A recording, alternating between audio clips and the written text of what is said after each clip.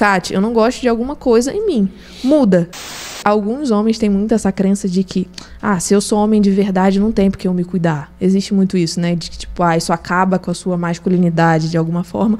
O que autocuidar não tem nada a ver com você deixar de ser masculino. A nossa roupa que a gente coloca passa símbolo para as pessoas o tempo inteiro. E elas estão interpretando esses símbolos e estão fazendo um pré-julgamento nosso.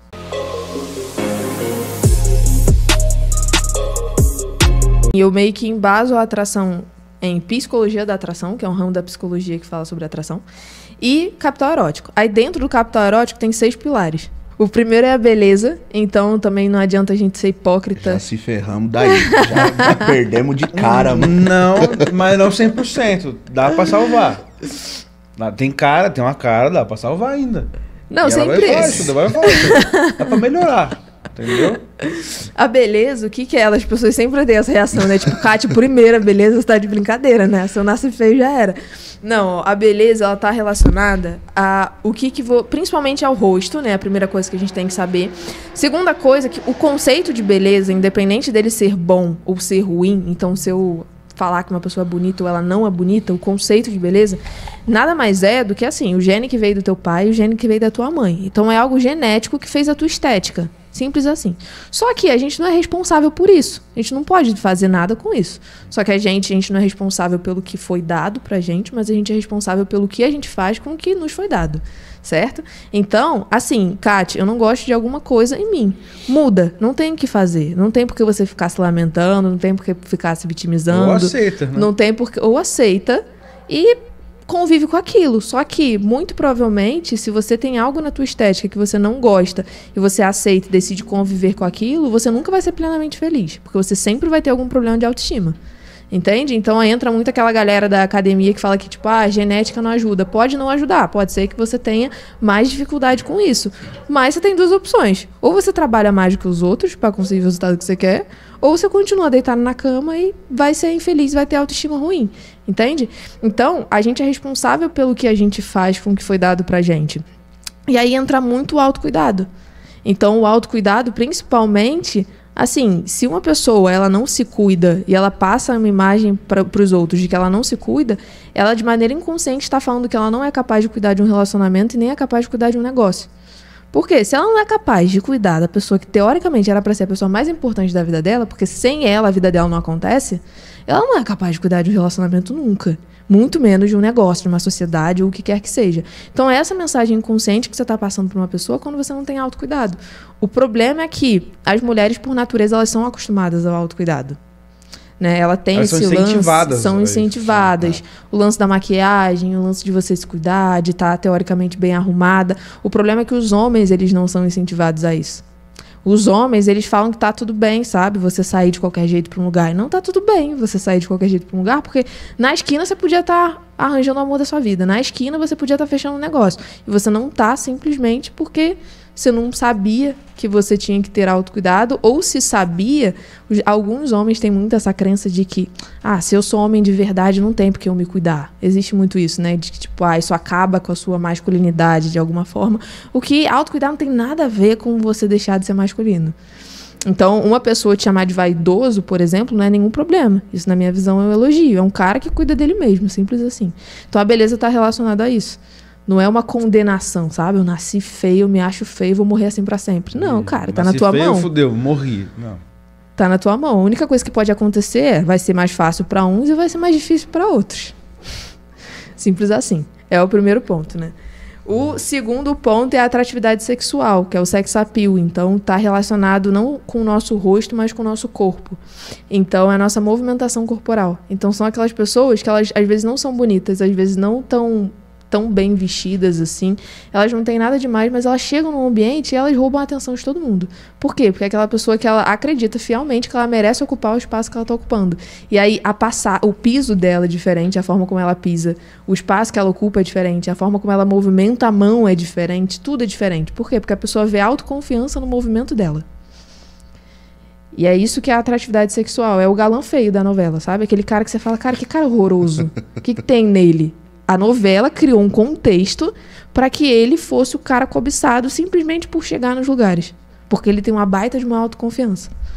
É isso, a atratividade sexual, resumindo. E tá muito ligado também com a energia feminina e masculina. Então, homens que são mais masculinos são tidos como mais atraentes por causa da movimentação. E mulheres que são mais femininas são tidas como mais atraentes por causa da movimentação também.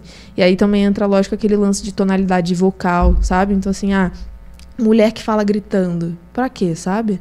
Ou homem que fala gritando também. Mas a gente sabe que talvez o homem ele tenha uma tonalidade mais alta do que a mulher. É normal e é benéfico pros dois. Tá?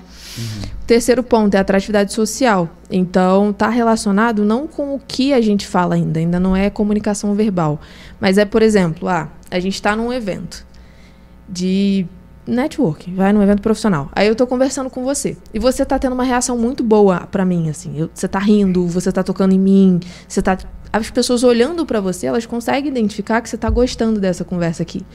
E aí o que acontece? As pessoas que não estão presentes na nossa conversa vão sentir uma necessidade inconsciente de se juntar com a gente. Por quê? Porque o ser humano, ele odeia ser rejeitado, ele odeia ser excluído e ele tem uma necessidade surreal de pertencimento a alguma coisa. Então, quando ele tá num ambiente, ele vê que você tá tendo uma reação legal pro que eu tô falando, não importa o que eu tô falando. Eles não querem saber do que eu tô falando. Eles só querem saber que você tá tendo uma reação boa e eles também querem ter essa reação. E aí eles se juntam a você. Eu vou ali também. Exatamente. Aí é quando você vê aquele movimento de... Cara, no começo tava só eu e você, e aí você olha em volta e fala, caraca, do nada, tem 10 pessoas aqui. O que aconteceu? Foi isso que aconteceu. A atratividade social. E aí são pessoas que, por natureza, são mais influentes, elas têm essa capacidade um pouco mais de ser mais carismática, sabe? De ter uma conversa um pouco melhor. Mas não por causa da comunicação verbal. E muitas das vezes é por causa da energia, eu diria. Que você consegue passar para outra pessoa para ela se sentir à vontade com você. E aí depois tem o dinamismo, que é um pouco mais complexo de entender, que é como se fosse assim. O dinamismo, a palavra já diz, né? Vem do dinâmico. O que é o dinâmico? É você tá relacionado a você ter uma vida que você não passa o dia inteiro assistindo Netflix ou jogando videogame. Você não passa o dia inteiro fazendo a mesma coisa. Entende? Você tem uma vida dinâmica que você faz várias coisas da sua vida. Então, a pessoa, quando olha para sua vida, ela vê que a sua vida é interessante. Mais do que isso, tem 2 fatores que influenciam do seu poder de dinamismo, né? Digamos assim. O primeiro deles é que se você faz alguma coisa relacionada a corpo, então, por exemplo, você faz algum esporte, ou você vai para academia, ou você faz qualquer coisa que movimenta o seu corpo, isso aumenta o seu dinamismo, como consequência, isso aumenta o seu poder de capital erótico, digamos assim.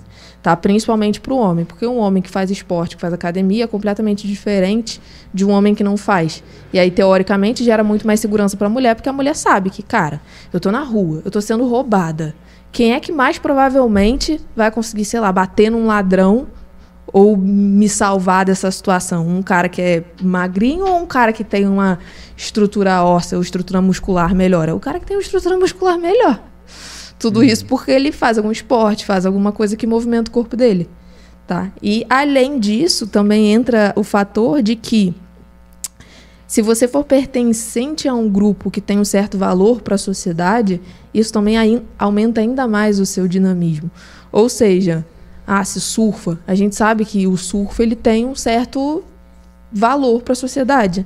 Da mesma forma o futebol. A gente sabe que o futebol tem um certo valor para a sociedade. Então, se você joga futebol, e isso explica muitas das coisas. Por que a gente fala que tem mulher que é Maria Chuteira, né? Às vezes. Por que a gente fala que tem mulher que só gosta de jogador de futebol? Às vezes é pelo dinheiro, às vezes é.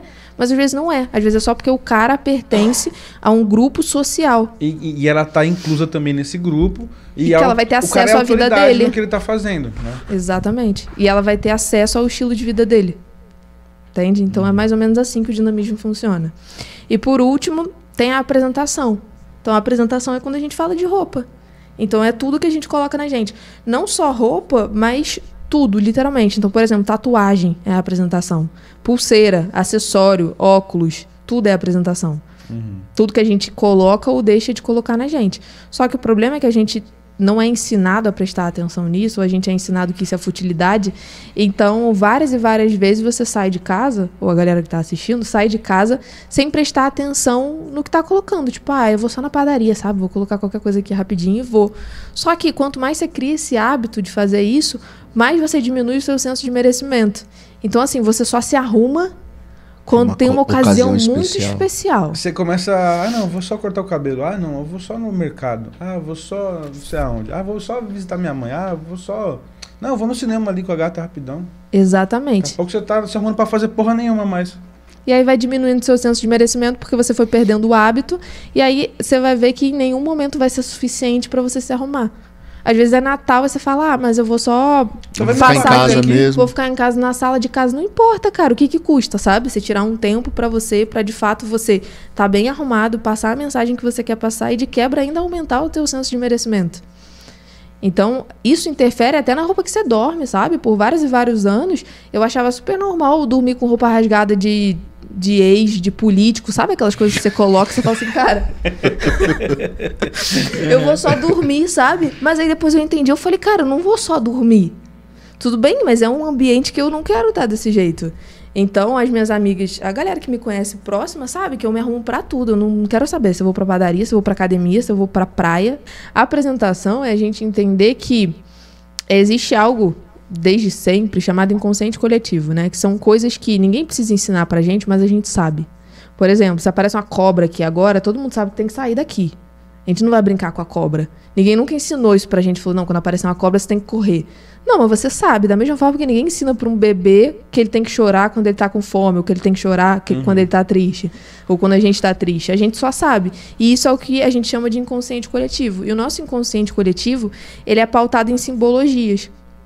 Ou seja, a gente tem símbolos o tempo inteiro que são mandados pra gente, a gente está interpretando esses símbolos e ninguém nunca precisou ensinar. Então, por exemplo, a nossa roupa que a gente coloca passa símbolo para as pessoas o tempo inteiro. E elas estão interpretando esses símbolos e estão fazendo um pré-julgamento nosso. Ou seja, você tá de verde, você tá de azul e eu tá de branco, cada pessoa que tá olhando a gente está interpretando a gente de uma forma diferente. Porque as cores têm algo chamado psicologia das cores. Cada cor passa uma mensagem. E é isso que a galera usa muito no marketing, isso, né? Quando você quer vender, por exemplo, você usa laranja.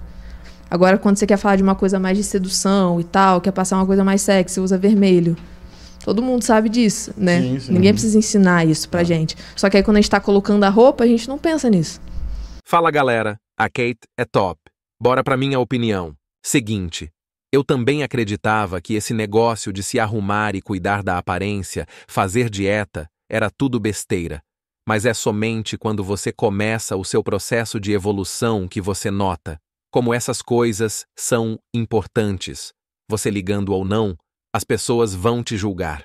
Quanto mais você demonstrar que é confiante e sabe o que está fazendo, mais as pessoas irão te levar a sério e mais oportunidades você terá, seja de relacionamento ou de trabalho. O que realmente importa é você se desenvolver, cuidar de si mesmo, se olhar no espelho e ver o cara F que você está se tornando. Eu garanto que a sensação é ótima. Você fica com um senso de merecimento muito grande, o que acaba elevando sua autoestima, e você também não aceita mais pouca coisa. E você aí, o que achou disso? Coloque sua opinião nos comentários, eu quero saber. Não esqueça de deixar o like e compartilhar esse vídeo com seus amigos. Vamos fazer essa mensagem chegar longe. Coloque nos comentários a hashtag CatEF, para eu saber quem curte ouvir a narração no fim do vídeo. Um forte abraço e valeu!